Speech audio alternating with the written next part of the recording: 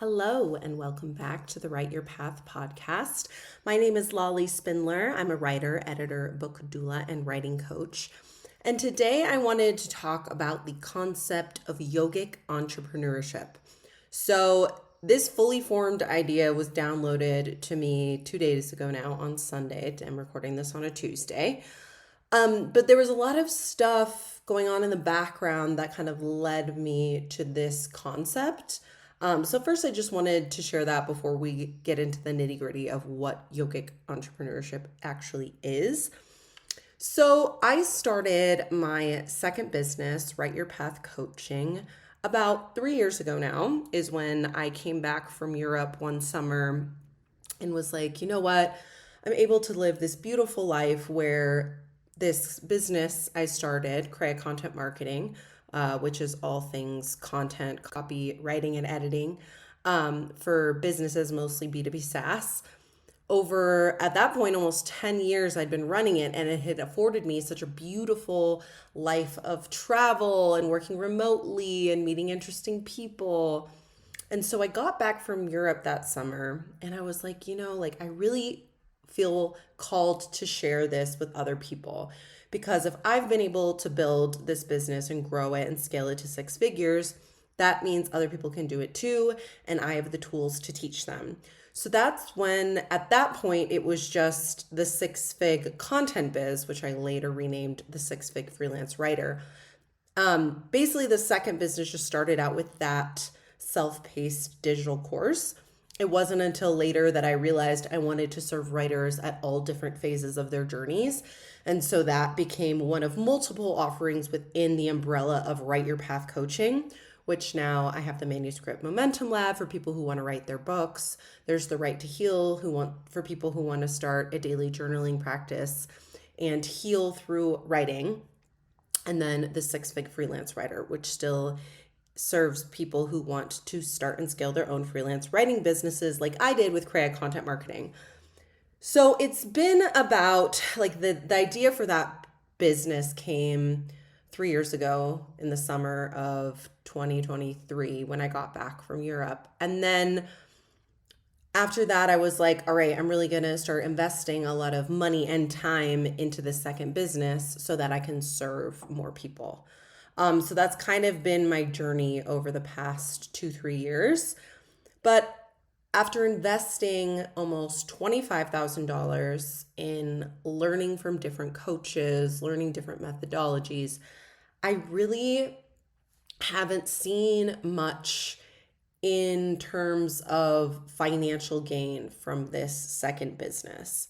And I've really struggled with this, especially at the beginning of this year. I remember just being like, I feel like I'm banging my head against a wall. Like all of these people I follow, all of these women I admire, these coaches that I'm purchasing their courses and learning from them directly, like nothing they're teaching me is working for my business. And I couldn't understand why. And it was just I was so frustrated, right? And it took me a while to get out of that energy of just like pure discouragement and frustration. And recently, I've been reframing that because I'm like, okay, Lolly, the first step was, what if we take finances out of the equation? What if you are fully supported in your first business, which thankfully I still make passive income from my first business due to client late fees. So I'm held financially by my first business still. So I thought, okay, Lolly, well, you're already taken care of financially. So why do you feel so much pressure for the second business to make you so much money? So let's just take finances out of the equation for the second business for now to relieve you of that stress. And I understand this is a total privilege, right? It's a total privilege that I am able to make passive income from my first business. And if you're interested in how I do that, go check out the 6-fig freelance writer. I will link to that course in the show notes.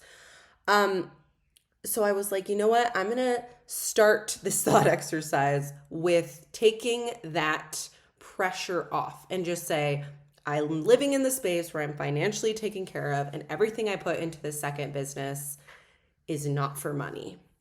From there, that evolved to, what if the whole point of starting this second business wasn't about making money? What if you've been focused on money so much that you're missing the point? And then I realized, looking back at myself 2-3 years ago when I originally had this idea, I was like, wow, I've grown and transformed so much through building this second business and through launching different programs and from learning from different coaches, right? Like, I started in a completely new industry I knew nothing about. I knew nothing about the coaching industry. I didn't know how any of this worked, right?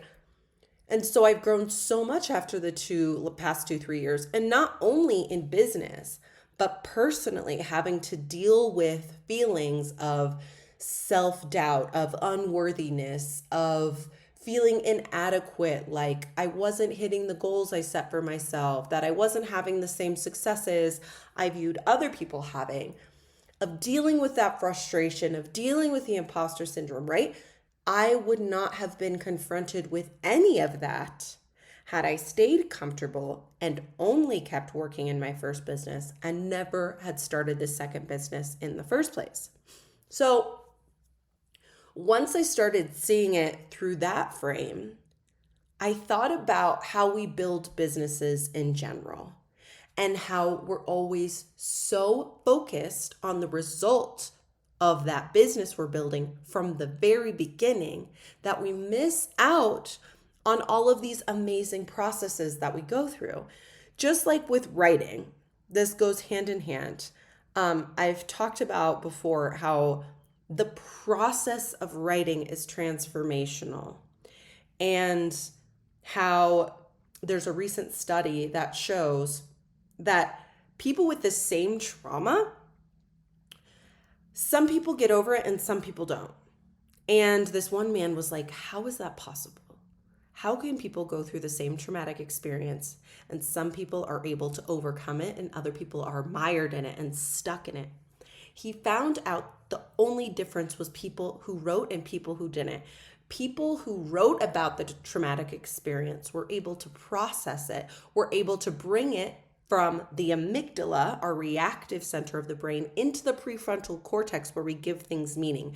And by so doing, through writing, they were able to start healing from that traumatic experience.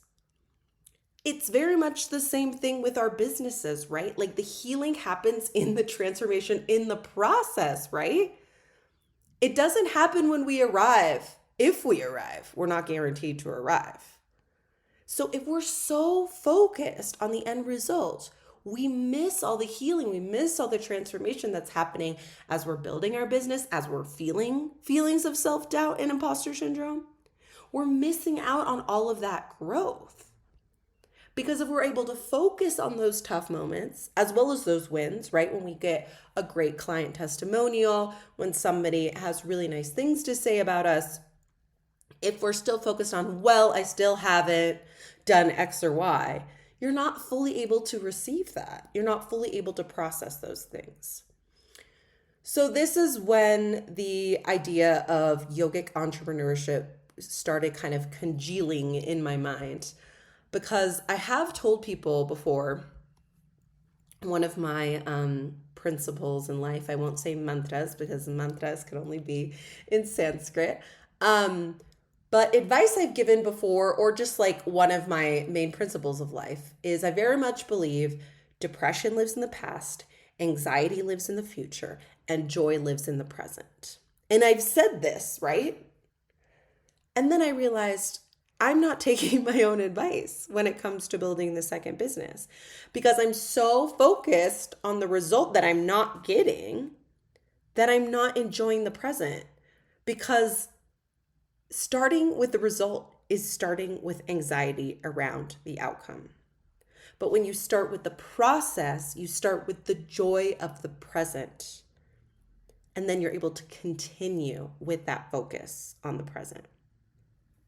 Now, I just want to clarify, this isn't to say we can't have goals. I believe that goals are our higher self reminding us of what's possible for us so that we continue to take action. The only difference is ensuring those goals don't take our eyes off the prize. That is to say, the present. So it's great to have goals. That's our higher self saying, you can do this, but don't let that goal or that result rob you of all of the healing and transformation that's awaiting for you in the present. So Yogic Entrepreneurship very basically is a new way of building businesses that focuses on the process, not the result. So it's applying the principles of yoga to the entrepreneurial journey. It's not about following anyone else's path. It's about writing your own, because everyone's dharma is different. And if you're not 100% sure on the difference between karma and dharma, I like to think of karma as like a karmic package of things we've brought with us into this life. So things from our past incarnations that we need to work on, resolve, energetically, we've brought them with us into this life. Our dharma is our very unique life path for this life that we came here to live. So that's kind of the difference between dharma and karma in this context. So everyone's dharma is different, which means success for everyone is different, right? So when I think about all of the different coaches that I've learned from, their message is the same. Copy what I do to get the results that I've gotten. And on one hand, I understand that it's important to learn from those we admire and pay for their hard-earned expertise. And like I said at the top of this episode, I've now paid over about $25,000 over the past 3 years to multiple coaches. And I think I've made maybe $1,000 in the second business. But if everyone's dharma is different, that also means success will look different for everyone. While there's value in learning tried and true techniques and skills from those whose success we'd love to emulate, this comes with a huge caveat. What works for them won't necessarily work for you, no matter how much money and time you invest in learning their methodologies. So this is when I realized that after investing so much money, learning so much, applying into my business and not seeing results, I realized maybe success in my second business isn't financial. Because in the capitalist structure, success is based on money. But in the yogic structure, success is based on doing the action, but being detached from the outcome. And that's when I realized that's what this second business is here to teach me. It's here to say, oh, you think you're a yogi? Well, let's see you put that into practice. Let's see you time and time again keep taking action after action without the results you're hoping to see if you'll keep going and taking action despite not getting the outcome you want.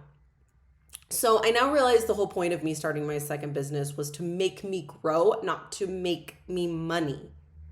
And honestly, you can't put a price tag on human growth and evolution.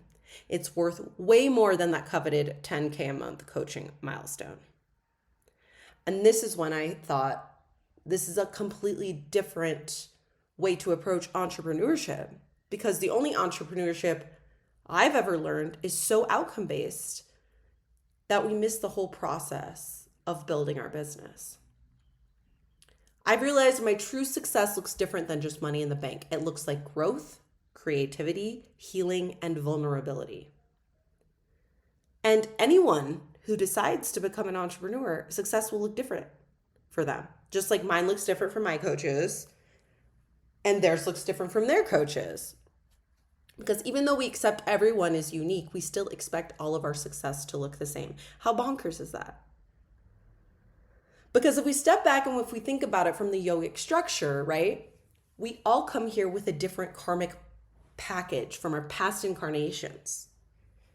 We all come here with a different dharma for this lifetime. So why the hell would we expect our success to look and feel the same as everyone else? I recently went to San Miguel de Allende like 2 weeks ago now to see sadhu named Sadhviji speak. She's originally from California, but has been at an ashram in India for 30 plus years. And when I went to her lecture, it was 5 S's from the Vedic text. It was much more traditional. yogic philosophy, but I knew since I was looking at where she was going to be, that she was going to the Bahamas afterwards to give a 3-part lecture series on success at an ashram there. And I thought, ooh, like I need that. So thankfully, thank you, Sajivi team. They live streamed all of her lectures. And so I got to see 2 of them on Instagram. And it very much like, it fed this idea for me. Like this idea hadn't been fully formed yet. But she talked about success and how our success is very much based on, just like I said, our karmic package, our dharma. Like it's not rooted in what anyone else is doing. But then the question becomes, well, how do you know what your dharma is? That's when you have to quiet the mind. That's when you have to use these tools like meditation, like pranayama. You have to use the tools at your disposal in order to quiet the mind enough to be able to let your higher self, right, the observer, not the observed. We think of the higher self or the one who's connected to the divine as the observer, and then the ego self as the observed, right? Like, because you can tell there's something observing your own mind, right? So that's the observer. That's our connection to our higher self or the divine that we want to foster. And in order to do that, we have to do things like meditating and quieting the mind. I love singing mantras, as you know. That's one way that really works for me to quiet the mind. Some people get into it a lot easier with pranayama, with breath work. So it depends on the person, but these tools are here to serve. So once we're able to quiet the mind enough, our dharma can start to reveal itself because we're more connected with our higher self. We're more connected with source or the divine or whatever you want to call it.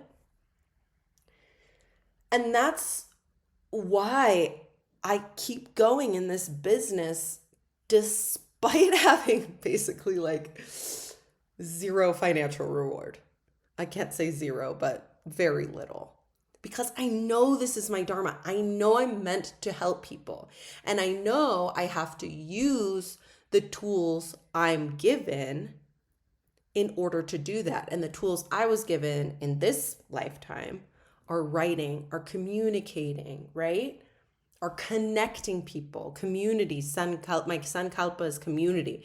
It's fostering community. Sankalpa you can think of as your guiding light within this lifetime. So your dharma is like, this is what I'm here to do. Your Sankalpa is the light that guides you to do that. So that's why I keep going, because I know I'm supposed to be doing this work. And another thing that Sadivi said was, it's not meant to be easy, right? Like we're here to learn, right? We decided to incarnate in this reality to learn, and learning and transforming and evolving is never easy. So it's almost like a good sign. If you're struggling in your business or you're struggling with a passion project or something, it's because it's the work you're supposed to get through. It's that karmic package that we're meant to work through in order to evolve and transform. And so it's not necessarily going to be easy. So I'm like, okay, like it's okay to struggle. It's okay. It doesn't mean I'm failing. Struggling does not equal failure. It would be amazing if it was easy. But I think we need to divorce the concept of struggle and failure, because it doesn't mean we're failing. It means we're growing and we're learning. So if you're at that point in your business or your project or whatever you're working on right now, just know you're not alone in that. So yogic entrepreneurship is about building businesses that support your dharma. So once you connect with your dharma, into that Sankalpa, your guiding light, now it's time to take action. Because like it says in the Bhagavad Gita, you're meant to take action. Like you're not meant to just go sit on the sidelines. Once you know your dharma, you have to take action that's aligned with your dharma. But the caveat is You have to take that action, but be detached from the result. I mean, it's a bitch.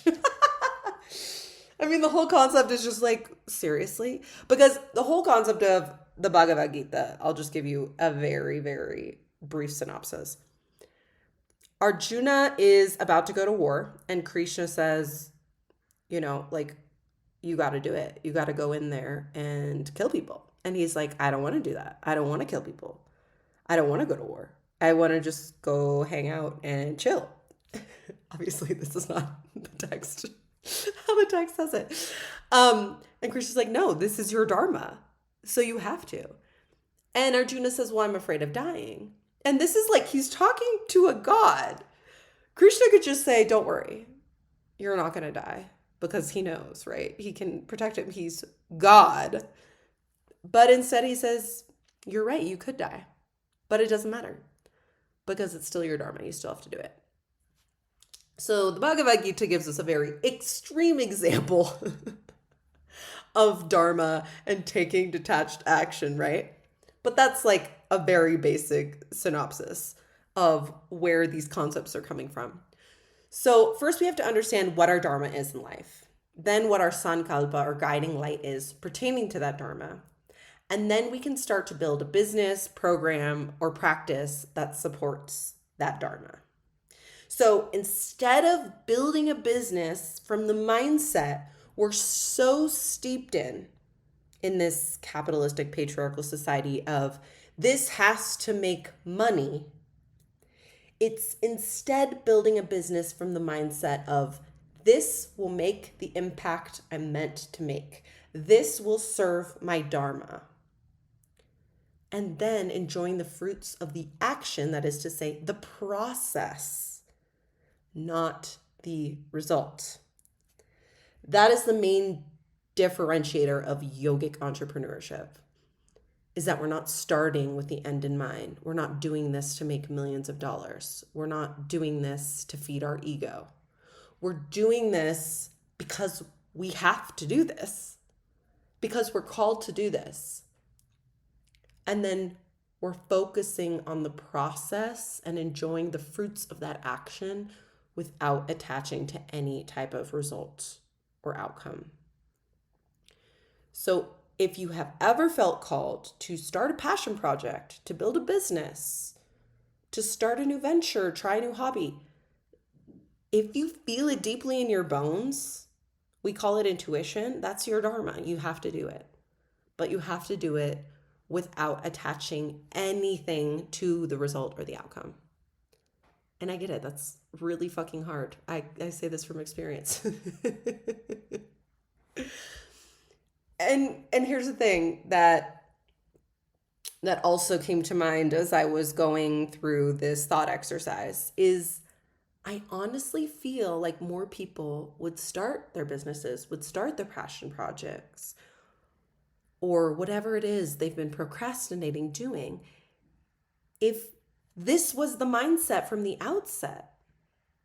Because if the mindset is we're here for the process, not the result, then guess what? Failure doesn't exist. I read something, I don't know where it came from. I just saw it on Instagram.